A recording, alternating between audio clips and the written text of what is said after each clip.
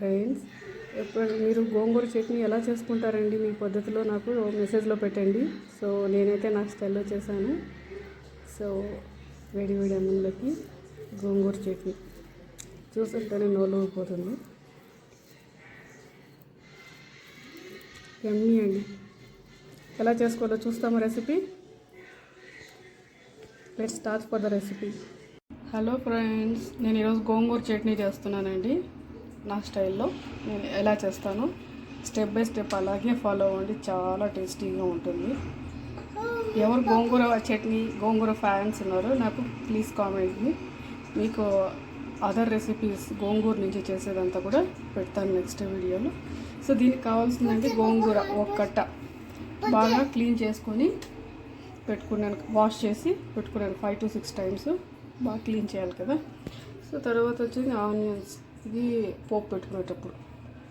ఇది వచ్చేసి 1 స్పూన్ జీలకర్ర పొడి, 1/2 స్పూన్ మెంతి పొడి, ఎండుమిరపకాయలు 5, కొన్ని వెల్లుల్లి రెబ్బలు. సో మేము స్పైసీనెస్ ఎక్కువ తినాం కాబట్టి ఒక 5 ఇది సరిపోతుంది. గుంటూరు చిల్లీస్ 5 కరెక్ట్గా ఉంటుంది. సో నెక్స్ట్ ప్రాసెస్ ఫ్రెండ్స్, పెనం పెట్టుకొని కొంచెం ఆయిల్ వేసుకోవాలి. ఇందులో అన్నీ ఫ్రై చేసుకోవాలి. సో ఫస్ట్ నేను మిరపకాయలు అండ్ వెల్లుల్లి రెండు వేసుకున్నాను ఫ్రై చేసుకోవడానికి. ఇది ఫ్రై చేసుకొని తర్వాత గోంగూర ఫ్రై చేసుకుంటాను. ఫ్రెండ్స్, ఇప్పుడు ఫ్రై అయిపోయినాయి మిరపకాయలు, వెల్లుల్లి. దీన్ని నేను మిక్సీలోకి తీసుకుంటున్నాను. ఇప్పుడు ఇందులోకి గోంగూర యాడ్ చేసుకొని దీన్ని కూడా ఫ్రై చేసుకోవాలి. సిమ్లో పెట్టుకొని ఫ్రై చేసుకోవాలి.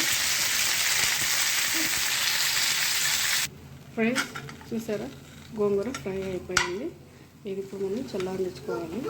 సో ఇప్పుడు నేను చల్లారిన తర్వాత 1 by 1 వేసి మిక్సీలో గ్రైండ్ చేసుకుంటాను. సేమ్ ప్రాసెస్ ఫాలో అవ్వండి. ఫ్రెండ్స్, చూసారా ఇప్పుడు నేను గోంగూర చట్నీ మిక్సీలో పట్టేసుకున్నాను.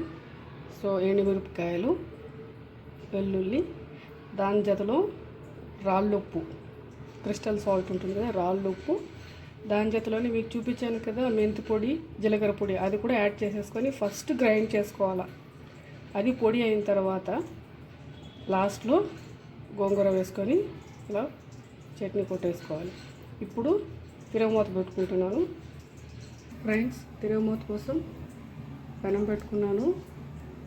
ఇందులో ఆనియన్స్ ఫ్రై చేసేదానికి సరిపడా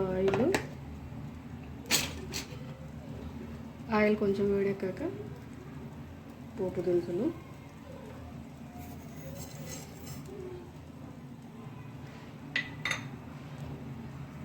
సో ఇప్పుడు ఇవి కొంచెం చిటపట్లాడుతున్నప్పుడు ఆనియన్స్ వేసుకోవాలి.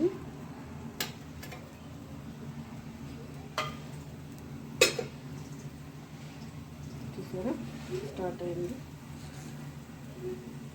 ఇప్పుడు ఆనియన్స్, కరివేపాకు దీన్ని బాగా ఫ్రై చేసుకోవాలి. ఫ్రెండ్స్, చూసారు ఆనియన్స్ ఇలా బాగా ఫ్రై అయిపోవాలి. ఇప్పుడు మిక్సీ పట్టుకోండి గోంగూర చట్నీని అందులోకి యాడ్ చేసేసుకోవాలి. ఫ్రెండ్స్, చూసారా ఇలా ఆయిల్లో బాగా మిక్స్ చేసేసుకోవాలి. ఆయిల్ అంతా లోపలికి వెళ్ళేవాళ్ళ తర్వాత బౌల్లోకి తీసేసుకొని వేడి వేడి అన్నంలో వేసుకొని తినేయడమంటే చాలా సూపర్గా ఉంటుంది.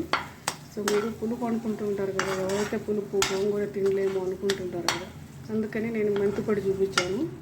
మెంతులు చక్కగా ఫ్రై చేసుకొని పొడి చేసి పెట్టుకోండి. సో ఇది చాలా వాటికి యూజ్ అవుతుంది. హెల్తీ కూడా. మెంతి పొడి వేస్తాము కదా, అందుకే ఈ పులుపు అంతా బ్యాలెన్స్ అయిపోతుంది. మీకు పులుపు అనేది తెలియదు, చాలా కమ్మగా ఉంటుంది, లైట్గా ఉంటుంది పులుపు అంతే. ఫ్రెండ్స్, చూసారా గోంగూర చట్నీ నాకు ఎంతో ఇష్టమైన గోంగూర చట్నీ.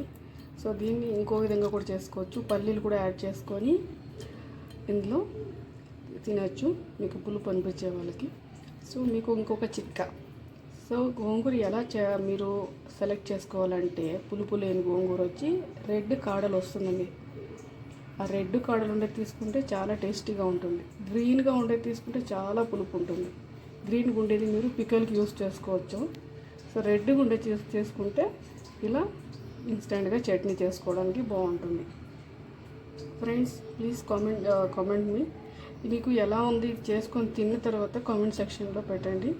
సో గోంగూర నుంచి ఎలాంటి రెసిపీస్ కావాలో కూడా మెసేజ్ పెట్టండి. మీకోసం తప్పకుండా చేసి వీడియో పోస్ట్ చేస్తాను. Thanks for watching my video. Please support me, please subscribe my channel. Gongura chutney ready అయిపోయింది. సో నేను వేడివేడి అన్నంలోకి వేసుకొని తింటున్నాను. మీకు కావాలంటే నెయ్యి కూడా యాడ్ చేసుకోండి. చాలా బాగుందండి. మీరు ఇదే పద్ధతిలో చేసుకొని టేస్ట్ చేసి నా కామెంట్ సెక్షన్లో పెట్టండి. Thanks for watching my video. Please support me.